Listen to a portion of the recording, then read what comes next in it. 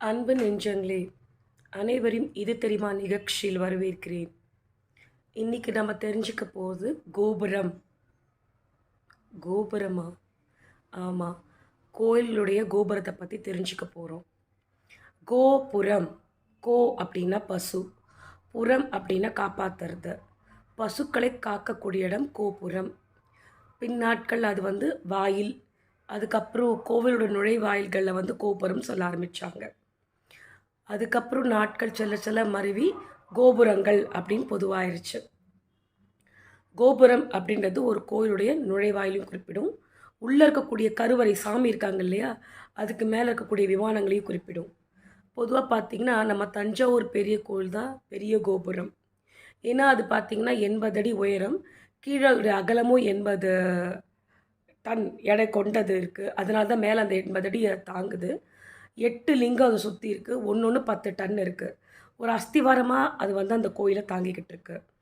அடுத்த விமானம் பார்த்திங்கன்னா கங்கை கொண்ட சோழபுரம். இது நேராக இருக்கும். தஞ்சாவூர் பெரிய கோயில் இது கொஞ்சம் அகலமாக இருக்கும். அந்த காலத்தில் ஏன் இந்த மாதிரி விமானங்கள்லாம் படைச்சாங்க அப்படின்னா, இப்போது ஒரு போர் வருது அப்படின்னா தானியங்களெல்லாம் அந்த இடத்துல மறைச்சி வச்சுருப்பாங்க, மக்களுக்கு உணவுப் பொருட்களை. ரெண்டாவது, பெண்கள் குழந்தைங்களை காப்பாற்றுறதுக்கு அந்த விமானங்களுக்குள்ளே நிறைய பார்த்திங்கன்னா ஒரு அடியாக இருக்கும், நிலைகள் இருக்கும். அதில் பெண்களையும் குழந்தைகளையும் பாதுகாத்தாங்க எதிரிங்க கிட்டது. ஏன்னா யாழி அகழி மாதிரி ஒன்று இருக்கும். அந்த அகழியில் சுற்றி முதலைகள்லாம் இருக்கும். அதை தாண்டி தான் எதிரி உள்ளே வரணும். அதுக்கப்புறம் ஒரு ஸ்டேஜாக அவங்க வரத்துக்காட்டியும் அவங்கள ஜெயிச்சிடலாம், பெண்களுக்கும் குழந்தைகளுக்கு எந்த தொல்லையும் வரக்கூடாதுன்னு தான் இந்த மாதிரி விமானங்கள் கொண்ட கோயில்களை அமைச்சாங்க. தானிய கிடங்குகளாகவும் இருந்தது. அதாவது உணவை அவங்க சேமித்து வைப்பாங்க அங்கே. கோபுரங்களுக்கு மேலே இருக்கக்கூடிய கலசங்கள் பார்த்திங்கன்னா வெள்ளி, தங்கம், பித்தளை, செம்பு, ஈயா இதெல்லாம் போட்டு கலந்து செஞ்சுருப்பாங்க.